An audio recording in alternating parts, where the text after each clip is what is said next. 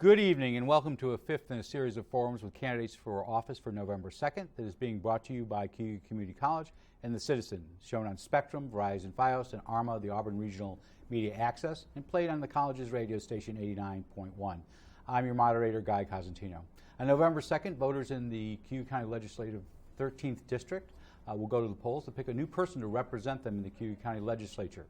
Democrat and Working Families candidate, as well as Auburn Party candidate Christina Calarco, is facing Republican conservative Michael Pettigrass to fill the seat of Legislator Timothy Lattimore, a Republican who was term limited out of the legislature. This is the 13th district of Cayuga County, is one of the few districts up this year where there is no incumbent. It's located roughly in the center of the city of Auburn. The position of a member of the county legislature pays $13,500 as a base salary, and currently the legislature is divided, the 15-member legislature is divided up with 6 Democrats, 5 Republicans, 1 conservative, and 3 non-affiliated members. With half the legislature up this year and 4 incumbents not running for re-election, control of the legislature could change this January, depending on the outcome of these elections that we're having forums for. Representing the press today, as usual, is a familiar face, Jeremy Boyer, the executive editor of The Citizen, who runs a column on Thursdays on the media, is in the studio again with us to ask the questions of the candidates. As we have said in the past, because of the worldwide pandemic, we've had to change the format a little bit and how we run these forums. Both of our candidates are in the studio. We've limited the number of individuals in the studio, with everyone being masked. The candidates, as long as they are 6 feet apart and seated, can take their masks off, as can Mr. Boyer and myself. We're going to then go now to our opening statements, and prior to the taping of the show, we have the candidates flip a coin to see who goes in order first, and they will close in that reverse order at the end. Mr. Pettigrass, who is on the Republican and conservative lines, has 2 minutes for his opening statement. I will be the timekeeper today, and they are well aware of what our time restraints are. So we'll hear from Mr. Pettigrass first, again on the Republican and conservative lines. Welcome to the studio. Thank you. I'm Michael Pettigrass. My wife Stacy and I have 6 children and 2 grandchildren. I'm a lifelong resident of Auburn. I was born in District 13, and I've lived in my home in the district for the past 26 years. I'm seeking the position of county legislator because I'm deeply concerned in which the direction of the county is headed. I want to leave our community a better place for our children and grandchildren to live in. I'm a graduate of Auburn High School, class of 1983, proud graduate of CCC and SUNY Brockport with a bachelor's degree in criminal justice. I've been employed for over 28 years as a counselor and now senior counselor in the Guidance and Counseling Unit for New York State Department of Corrections. I work at Auburn Correctional Facility. This is my first time running for political office. However, my family has a strong tradition of community service that I want to continue. My father, John, was corporation counsel for the City of Auburn for 18 years. My grandfather founded the Pettigrass Funeral Home, which has served generations of families in the community. And my brother, Joe, has worked out of the county attorney's office for the past 23 years.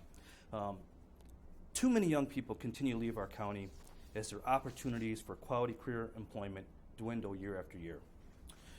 We need to reverse this trend and provide opportunities needed to not only keep our younger generations here, but also to make our communities attractive enough to draw in those from other areas.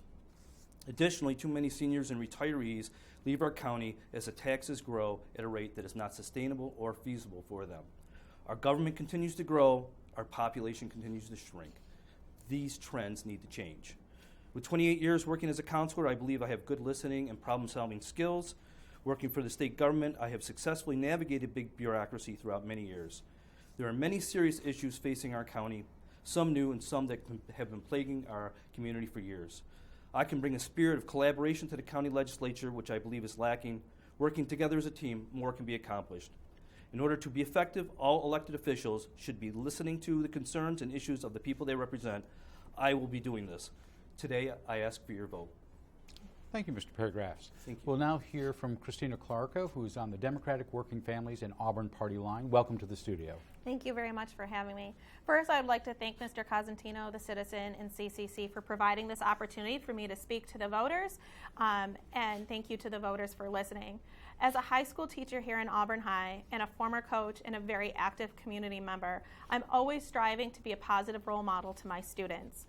I want to show them that we can be a positive part of the community and move things forward. I've always told my students that if they want change, they need to be the ones to do that. And so now is my chance to show them and lead by example. Over the last several years, many good things have happened in our area. We have seen a revitalization of downtown Auburn. We've seen increased tourism within the county, and we've also seen an increased awareness to protect Owasco watershed.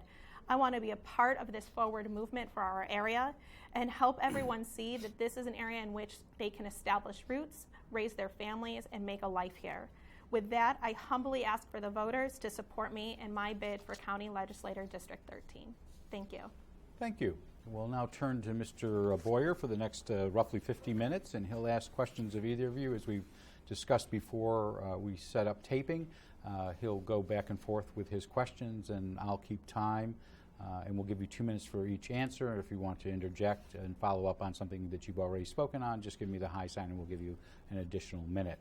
Mr. Boyer, welcome back. Thank you, and thanks to both of you for participating in today's forum, and we'll try to get through a lot of different issues as best we can. It was interesting, both your opening statements were basically what my first question was about, because when, and this is a shameless plug for the Citizen, but we have a candidate guide online, and you both filled out a survey, and that's on the website, kind of stating some of your reasons for running, and you each had quite a different vision or outlook on the state of the county and on local government. And I think you both articulated that here in your opening statements. So Mr. Pettigrass, you speak about being deeply concerned with the direction in which the county and the city are headed. And Ms. Calarco, you talked about a rebirth and seeing things going in a positive direction. So I'd just like you each to kind of elaborate on that assessment, what makes you feel that way, but also, talk about what your opponent is saying as well in the way they are viewing things. Okay, we'll give you both each 2 minutes. We'll start with Mr. Pettigrass. You'll have 2 minutes, and then we'll follow up on that. Well, the county, most recent census shows that the county population is down to about 76,000 people, and the City of Auburn census is down to about 26,000 people. This is should be an alarming issue for everybody. We continue to lose people in our community. We need people here to maintain our tax base. We need more business. We need economic growth, and we need a place for our future generations to be able to prosper. We have to find a way to keep people in our community, and we need the ability to have them maintain a fruitful career and have a family that can be successful. And we can't do that if we continue to lose people. We have to find a way to turn the direction around and maintain our population. Thank you. Ms. Clarke, you have 2 minutes on this issue of where you are on the county vision and also what your opponent's talking about. So when I see positive growth here in Cayuga County, I think back to when I first moved back. I left this area for a few years to attend college and to pursue a career in New York City. Upon my return, downtown Auburn had, I think, maybe 1 or 2 restaurants, and it was really desolate compared to what I remembered as a child. And over the last 15 years, I've seen that there's been significant change. We see breweries opening up, restaurants opening up. While I'd love to see more retail downtown, I feel like that's starting to trickle in. Owasco Lake has always needed protection, and I feel like now it's on the forefront of people's minds. So that's why I feel that there is positive change that is happening and that we need to continue with that. I agree with Mr. Pettigrass that the population decline is an issue, and we need to make sure that there are jobs here and homes, affordable homes for people to stay and actually plant roots. But I want to take it from a positive perspective that we are starting to implement those changes, and we can continue to do so. Mr. Pettigrass, you have a minute on this. So it is nice that we have new, smaller businesses, restaurants and bars and breweries, but as a whole, we need larger business. We need something that's going to stimulate more economic growth. It's taking too long. We can't count on tourism and the smaller businesses. We have to find ways to bring in larger businesses and have opportunities, career opportunities for our generations to stay. Thank you. Anything to add? Okay. Mr. Boyer. Okay. The person you're replacing, Legislator Timothy Lattimore, has been successfully won 3 elections and is wrapping up because of term limits, as Guy mentioned in his opening. So that's a person that this district knows very well. He's represented the constituents here. So to give them a sense of how you would be alike and similar, I just ask you that question. Compare and contrast yourself, how you would be as a legislator compared with Mr. Lattimore. I think that I already have a very active role in the community. I'm the president of the Cayuga Museum. I've sat on the Ignite board. I'm currently a member of Major Palooza. I've always been very active and wanting to make sure that people knew me and I was part of this community. And I think that Tim Lattimore has quite a bit in common with that. He's always been very visible in the community out there, and I want to definitely emulate that. I also think that being a teacher allows for me to understand how to listen to people and hear different perspectives, as that is what I do every day and all day, so that I will take those skills and use them to help make sure that my constituents feel heard and that their concerns are valid and going to be addressed. Okay, Mr. Pettigrass, on comparing and contrasting your style to former Mayor Lattimore's. Well, Mr. Lattimore served our community for many years. He served as mayor. He served as on city council. He served on the county legislature, obviously. He's been on city planning. He was on city planning for, I think, 10 years. I devoted to our community, spent many years helping our community, and is still doing that. I hope to bring up that and continue on with that. To compare yourself to somebody is difficult. I think that Mr. Lattimore has done an admirable job serving our community. I hope that I could do the same. I would like to be able to help this community. I've lived in the City of Auburn my entire life. I see the direction in which it's going. I think we need to have a little bit more of a positive move, and I think that we need some change. And if I've been going, I've spoken to a lot of people in the community. I've been involved myself in a lot of different community activities. And I interact with a lot of people, and you get a feeling for what people are looking for and what they want. And we need to be more business in, and we need to find a way to keep our young people here. Thank you. Mr. Boyer. Okay. An issue to talk about for sure is redistricting. The legislature, most likely the 15 that are sworn in January, are going to make some decisions about what districts will look like in the 2023 election and going forward. The one issue that will certainly have to come into discussion is the number of seats, 15 right now, with 6 in the city. So I'd like to get your thoughts, first of all, on whether you think 15 legislators for the county is the right number, and if you think it should change, in what ways do you think that should change? Okay, and Mr. Pettigrass, you're up first on this issue of the size of the legislature and change in redistricting. So I'm in favor of reducing the number of legislative seats within our county. We're currently at 15. This creates a problem with the weighted voting. If you represent one of the 6 city districts, your vote counts less because of the weighted voting. In order to resolve this, I believe that every vote should count equally. So in order to resolve this, and you have to take into account the census and the amount of people living in your district, because of this, I think it's unfortunately necessary to reduce the number of districts, in this case from 15 to maybe 13 or even possibly 11. We need to keep it an odd number for voting purposes. However, in order to make the city districts of equal weighted vote, we probably need to go from, say, 6 to 4 or maybe even 3, which may not be a popular thing to do, or maybe it is. But I think that in order to, if I'm sitting on the county legislature, I would like my vote to be counted as equal as the other people sitting next to me. So I'm in favor of reducing the numbers for that purpose. Thank you, Mr. Pettigrass. Thank you. Ms. Clarke, on this issue of the size of the legislature.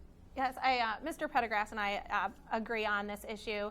I do think the county legislator 15 is too large of a number. Working within a group, it's hard to get things done with that size. And the voters a few years ago had voted on this issue and approved that things get redistricted and that the size changes. So I think we really need to go back and take care of that and do this redistricting. And the weighted votes do cause issues where people don't feel fully represented. So we need to make sure that the districts are equally distributed and sized so that each legislator's vote will count the same. Okay, thank you. Mr. Boyer. All right. Well, now I'm going to ask you to get out your pencil and draw some maps. But given both of you saying that you think reducing is probably the way to go, and part of that is to get to that one person, one vote ideal. With 6 in the city, it would be likely that you'd lose a seat or two. With that in mind, how would you envision, or what do you think would be the ideal way to carve up Auburn? This district right now is kind of a downtown-ish South Street, part of South Street kind of shape. Do you think there's an ideal way to chop the city up into cohesive districts? Ms. Calarco, your stab at cartography. I think that's a really difficult question without having all the demographics and the numbers in front of me to say what would be the best. I think it's really important to look at that data, see where people are living, and make sure that the districts are of equal size in terms of population, and that they're not gerrymandered so that everybody can feel like their districts are represented well. But to come up right now with what I think the map would look like, I don't think that I could do that at this moment. Okay. Mr. Pettigrass? So currently, the map in District 13 in particular looks more like a jigsaw puzzle than anything else. We obviously have to take into consideration the population in each district, the division of each district. It would be nice to have some straighter lines, something more uniform. I walk probably 500 feet down my street, and I'm no longer in District 13. I'm in a different district. I can walk another direction down my street, and within 2 blocks, I'm once again in another district. 6 districts is difficult to then split up within the city and maintain an equal number of people in the district. Over the years, you can see what's happened with the loss of people once again in our city, and the weighted vote, it's created an issue. And I think just maintaining something that looks much less like a jigsaw puzzle for district lines would be a great improvement. Okay. Thank you, Mr. Boyer. Okay, and I think I'm correct in this, and maybe you probably know better than me since you've been all over the district the last couple of weeks. But the county office building is in the district. I think one side of the street might be District 15 or something like that, and one side is 13. But anyway, the county office building is obviously the center of county government. There's other offices scattered around, but that building's needs are great as far as renovation and overhaul. And there's been discussion for quite a while now on whether a major renovation is in order or finding a different county office complex, building a new one is the way to go. So I'd like to get your thoughts on that, kind of the weighing where you think the county should go in regards to its sort of centralized hub. Should that stay in where it is now with renovations, or should they be looking to different sites, possibly outside the city? Mr. Pettigrass, you're up first for 2 minutes. First, let me say the location of the county office building is ideal. So when you start talking about relocating it, you're talking about moving essential services away from people that live in the city, some with transportation issues. So keeping a centralized location for the county office building and the offices in which serve our community is important. The county office building, I believe, was built in 1967. We have been looking at this issue for years. I believe the county itself spent a significant amount of money several years ago to look at this issue. Nothing came of it. I believe that they've done asbestos abatement in the 5th and 6th floors and maybe the basement. There's obviously, as county government grows, which is another issue, we need more space. The building gets to a point where you have to start dumping a lot of money into it or think about relocating it.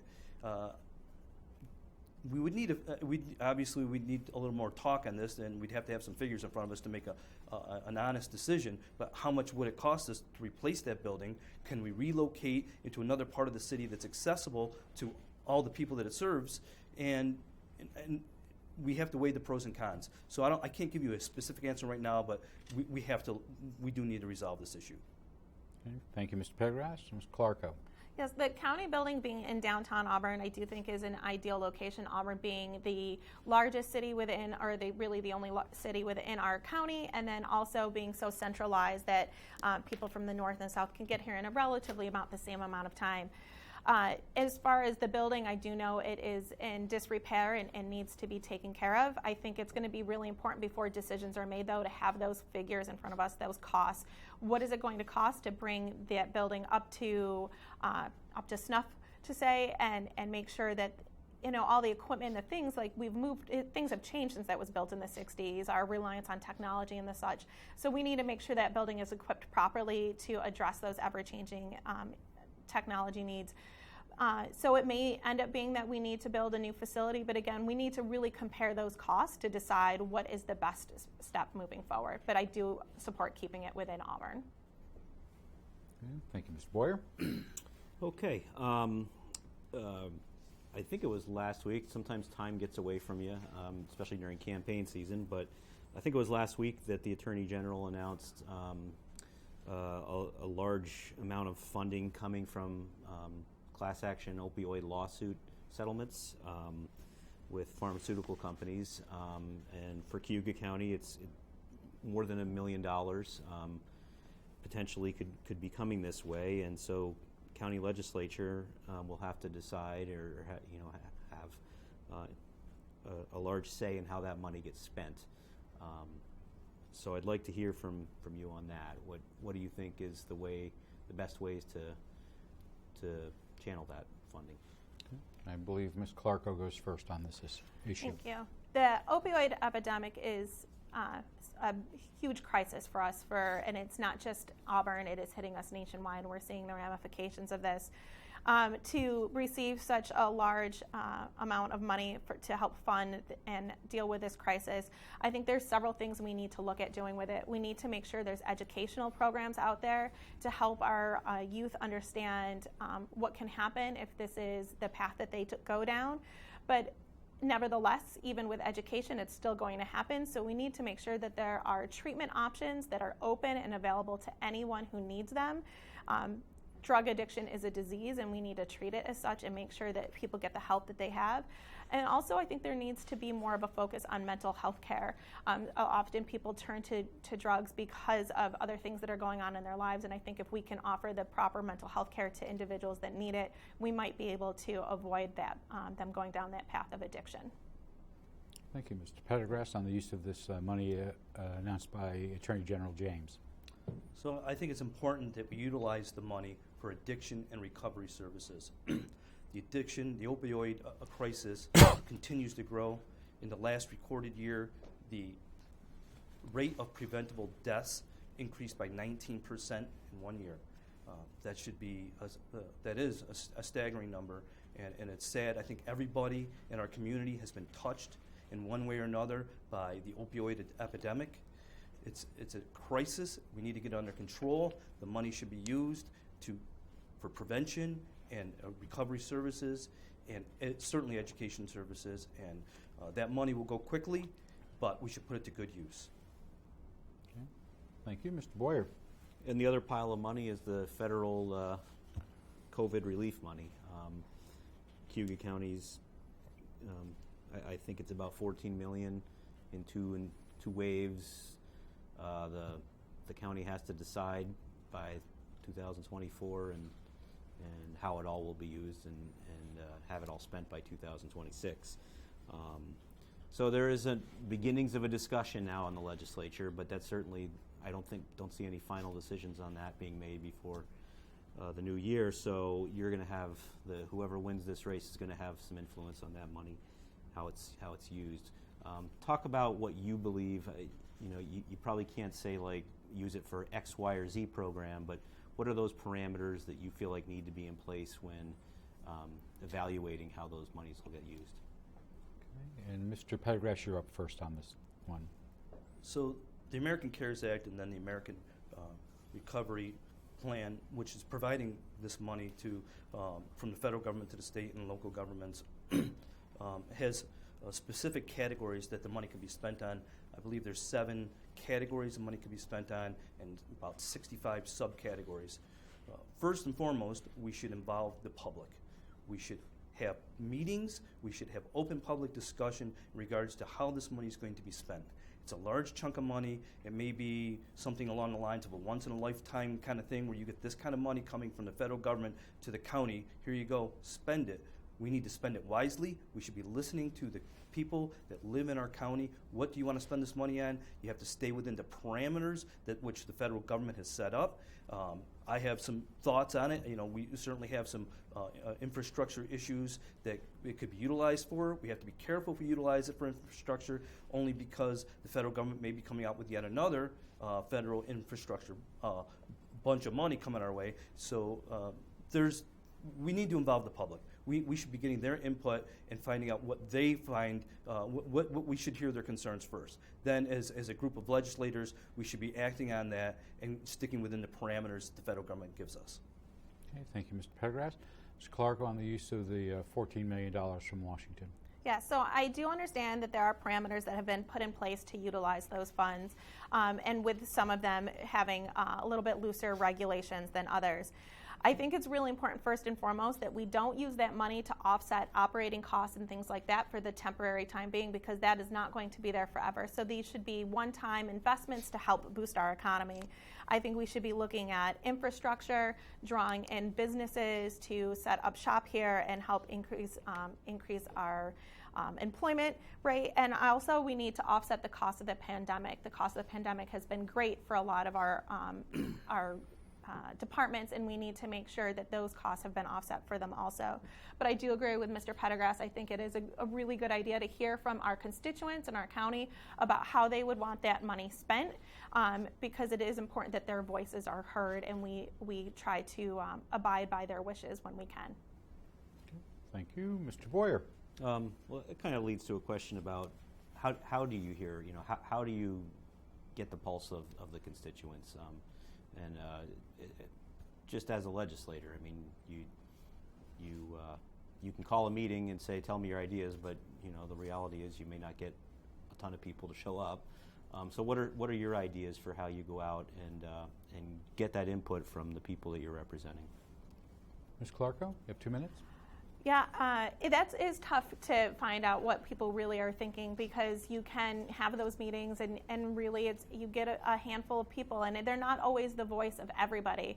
I think it's important to be very visible in the community and let people know that you're open to those discussions, so people, if they see you out and about, feel like they can have a conversation with you about things. I think there also should be other ways for there to be open communication, such as an email setup or something like that, where people can put in their thoughts and their concerns, and know that somebody's going to reach out to them and talk to them about their concerns.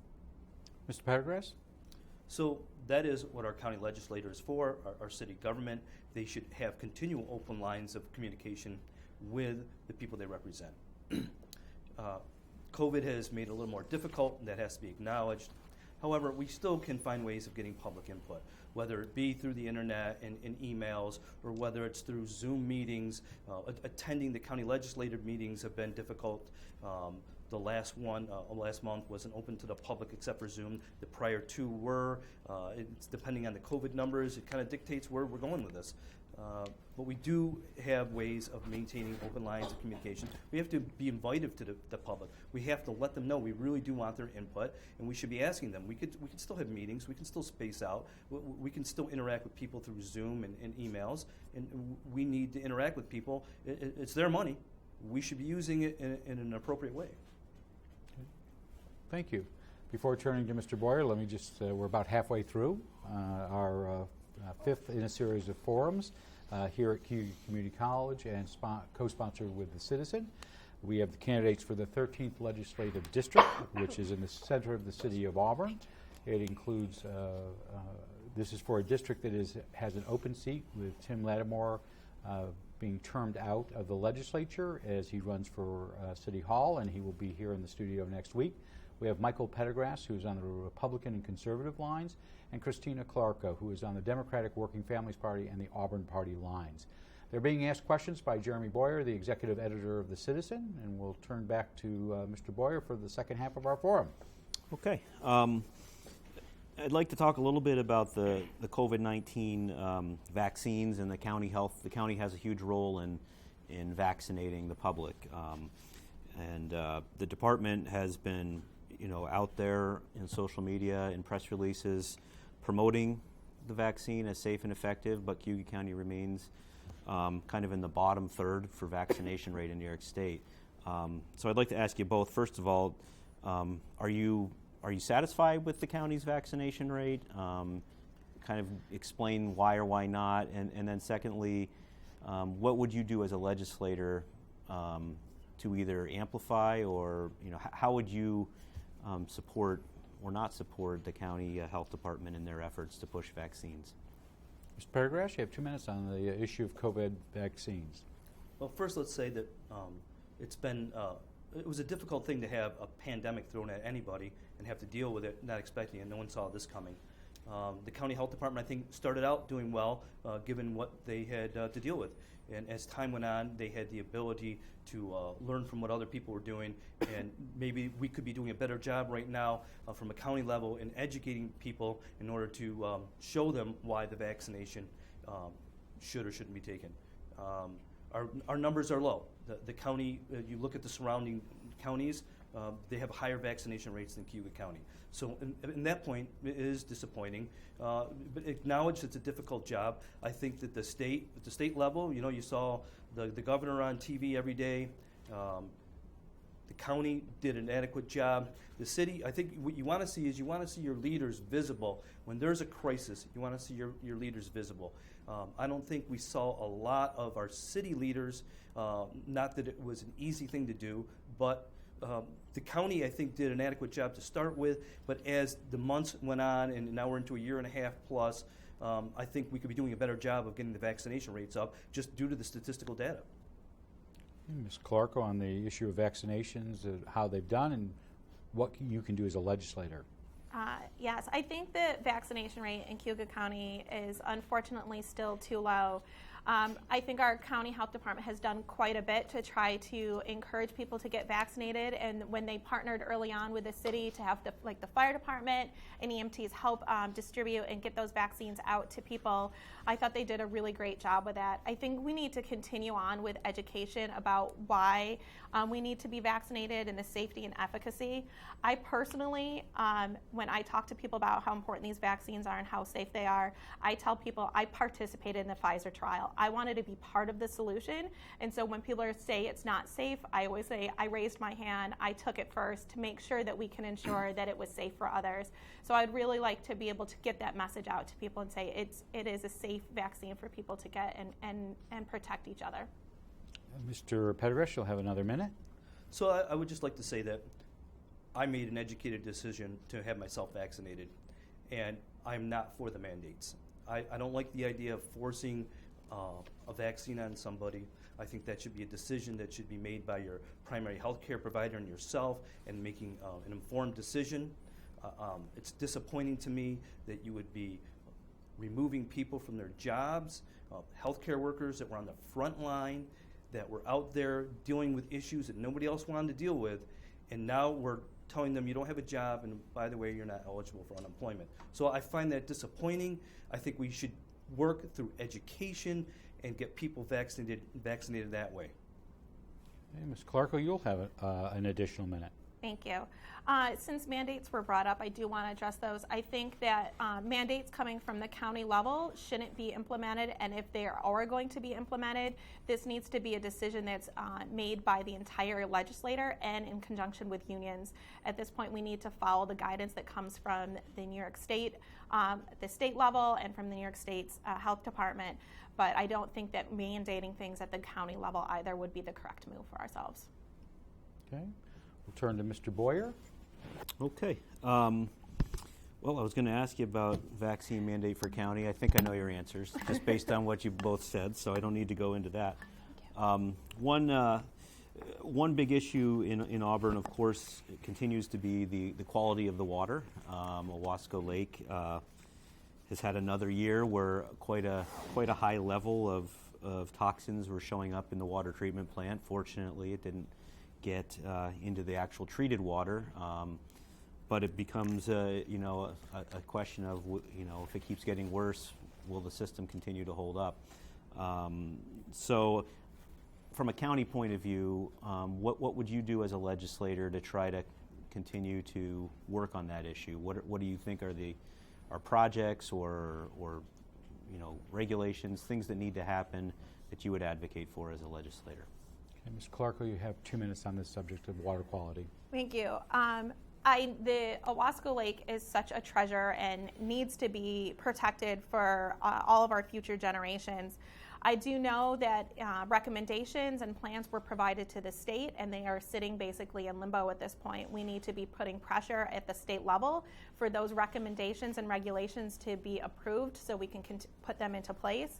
And the conversations that need to continue need to involve everyone, our farmers, people involved with tourism, the city, the county. We need to make sure all the stakeholders are at the table and have these discussions. We need to protect the lake, but not at cost of completely destroying farmers at the same time. So we need to make sure that those regulations are fair and doable for all that are there. But I think the biggest piece right now is putting pressure on the state to approve those regulations that those stakeholders already came to agreement on. Thank you. Mr. Pettigrass, role as a county legislator and legislature on water quality. So Owasco Lake in itself provides water for approximately 70,000 residents. Cayuga Lake provides water. Skaneateles Lake provides drinking water for Syracuse. It's one of our most precious commodities. It's extremely important to protect. We've been working on this issue for years. We haven't really solved it. We see every single year, we see the harmful algae blooms kicking in June or July, not dissipating until October. The water's not safe to swim in. You're afraid to go boating. You don't want your kids in the water. This is really unacceptable at this point. To solve the problem it's going to take years. It's taken many years to get to this point. It's going to take years to solve it. We need to stop talking about it. We need to start implementing some of the ideas. The Owasco Lake Watershed Management Council, I believe, is still working on a 9-element plan that they're going to be presenting to the DEC, I believe, in the next 2 or 3 months. Then it'll sit in the DEC's lap and wait for probably months before they make a decision. We need, as a county, we need to start implementing some of the more logical resolutions that they've come up with. They've been working on this for years. There's a lot of people involved in it, a consortium of people, scientists and people studying these issues, and they've got some great ideas. We just need to implement them. We need to stop talking about it. We need to reduce the nitrogen. We need to reduce the phosphorus in our waters, and there's ways to do that. In terms of the, for Mr. Pettigrass, just because Ms. Calarco touched on, you're in favor of the state signing off on those rules and regulations that were adopted. Are you? What's your feeling on those? The rules and regulations that were sent by the city and town to the health department last year. I'm sorry. How do you support the rules and regulations changes for the watershed that the city? I do support them. I also support what the Owasco Lake Watershed what they're doing. You got like I said, we've got a consortium of people working there, and they've got a lot of great ideas. They're going to need money, and they're going to need the ability to implement them. But we've been talking about this for years, literal years. We need to start implementing some of the ideas. We need to improve some of the, you've got the wastewater issues, you've got the water infrastructure, you've got the stormwater infrastructure. We have to start working on some of these issues. And that, Mr. Pettigrass had 2 minutes on that because it was directed to him. Ms. Clarke, you have a minute if you want to just talk about the elements plan. Yeah, there were a large number of people that came together and put that elements plan together and discussed it, and it's just disappointing that it's still sitting there. I know when Kathy Hochul took over as governor, she said she was going to start to address those things, so I'm really hoping that she hears our plea and helps to get this moving forward. Mr. Boyer. Okay, well, let's move on to the county leadership structure. That's going to be another one that the new legislature will we expect to dive into. It's been 2 years now since there was a full-time administrator running day-to-day operations, and the reason that hasn't been filled is because there has been a discussion about long-term, do we need to change it and adopt a different form. So I'd like to hear your thoughts on what you advocate for in terms of the long-term solution to county government leadership structure, and why. And this is to both candidates? Yeah. So because that specific question was to Mr. Pettigrass, I'm going to have you start this particular one on structure, and then we'll go back and forth. So I'm in favor of a county executor as opposed to a county administrator. A county executor would be accountable to the people. If you're unhappy with that person's performance, after 4 years, you can go to the polls, you can vote that person out. When we have a county administrator, they're appointed by a few people in the county legislature, and that performance you may be happy with, you may not, but they're there.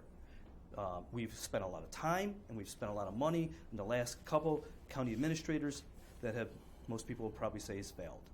We need to move forward from that. We should learn from our mistakes, and we should move forward. We're going to probably need a referendum and let the people vote on this. We'll let the people decide who the county executor is. I think we're going to have to change the form of a county government, which would require a charter and a referendum, and let the people decide. But I want the person that's heading up our county government to be accountable to the voters, to the taxpayers, and not somebody that was just appointed by a few county legislators. Thank you. Ms. Clarke, on this issue of the county structure, you have 2 minutes. Yes, I think our county government is definitely lacking in leadership. I know that there has not been very much success with our past administrators, and I know there was at one point they were looking to put in a manager for an interim type position until these decisions can be made. But we think about the county as being a large multi-million-dollar company or corporation. There's always leadership at the top, and we are really lacking that at this point. So I think in the interim, I think it would be smart to have a manager to help with the day-to-day business and operations for the county. What the permanent solution is going to look like, though, if I'm going to be honest, I don't know that I know the exact answer to that at this point. I think I need to learn more about the inner workings of the county legislator itself before I can make an educated decision and say what is going to be the right path moving forward. Mr. Boyer? Just in terms of, I guess for Mr. Pettigrass first, since you're advocating for the county executive position, and just to play the devil's advocate on that, some people would say, with a $150 million budget and a population of about 80,000 people, there's no guarantee you get someone that's qualified to run that kind of an operation, and that's why the administrator that you do a search for and vet and interview is the better way to go. So how do you respond to that particular argument? So just, this is for Mr. Pettigrass? Yes. I know you're going to have a separate question for Ms. Calarco? Yep. Okay. Yep. Mr. Pettigrass, you get 2 minutes on this. So we have a lot of county department heads. I would expect the county department heads to utilize their experience and knowledge to be advising the county executive. So voting process should be a part of vetting. The people going to the polls and deciding based upon the information that's presented to them prior to putting somebody into office. And with the large amount of people surrounding the county executive, we would have enough people to lead that person in the right direction. Why do we have all these people? Why do we have all these department heads? We should be utilizing them, their skills, their abilities, put their skills and abilities to use, and let them lead the county executive into the proper direction. Okay. Ms. Calarco, you will have a minute on the issue of what Mr. Pettigrass said, and then Mr. Boyer can ask you his question. I definitely understand what Mr. Pettigrass is saying about having an elected official can be somebody that we hold accountable for that position. But again, I just don't feel that I know enough about the inner workings of how the legislator is working on a day-to-day basis to say which way is going to be the right answer. So before I take a stand, I just want to be more educated on how everything works. Okay. Mr. Boyer, your question for Mr. Well, Calarco. that kind of answered my question. Okay. But we'll move on from that and look Ms. into. Calarco will get the first question because Sure. it's her turn. Okay. So in the past 2 years, Aileen McNabb Coleman has served as the chairperson for the legislature, and the structure has basically been that she is the day-to-day leader, CEO, if you will, of the county government. She is interested in continuing that role. She is not up for election, so we know she's going to be there in January. We don't know who else is going to be there with her, but I'd like to get your thoughts on, one, just how she's done, critique her performance And two, would you support her returning for a third year in that role? You're up first. I think Aileen McNabb Coleman has done a great job serving in this particular role. She took on a lot when there was quite a bit of work to be done and quite a mess to clean up with the dismissal of the former administrator. So I think she's done a really great job at that, and she's really led us through some troubling times with it being the pandemic. So I would absolutely support her if she wanted to take that leadership role again. Okay, Mr. Pettigrass on Aileen McNabb Coleman and her future as the chair of the legislature. So, more importantly, we have to see where the makeup of the county legislature is after Election Day, and who remains, who's new, and what everybody's thought process is. You're going to have a group of 15 different people. You're going to have some same, some new people. Ms. Coleman took on a lot of job functions that she certainly didn't anticipate when the COVID-19 pandemic hit, and that's understandable, and she also took on some additional salary for that. There's positives and negatives to what she's done, and I think that it has to be evaluated by the 15 people sitting in the room that are going to be making that decision. Could be a change, maybe not a change, but there's one of the things you look at is the county treasurer's office. We pretty much dismantled the county treasurer, reduced the amount of job functions and most likely salary, and created a new county position that's, I believe, about $100,000 a year salary. We already had a county treasurer. Is that a result of the leadership that we currently have? We have to look at all the issues. She certainly had a difficult job, and that's acknowledged, and I don't think a lot of people would have been willing or happy to have been in the position that she was thrown into, so she should be commended for that. But we have to look at the people that are going to be there come January 1st and what those 15 people think. Okay, Mr. Boyer. It kind of leads to a question about party control. While individual candidates haven't necessarily talked about it, I've certainly seen parties out there on social media saying, put the Republicans in control of the county legislature, or put the Democrats in control of the county legislature, if you want to have, if you want the county to move in the right direction. So, as individual candidates, I guess, how important is that to you in this election?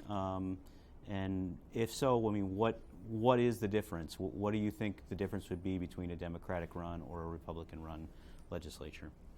Mr. Pettigrass, you're up first with 2 minutes on the GOP case. Well, ideally, I think it would be nice if we all worked on a common goal.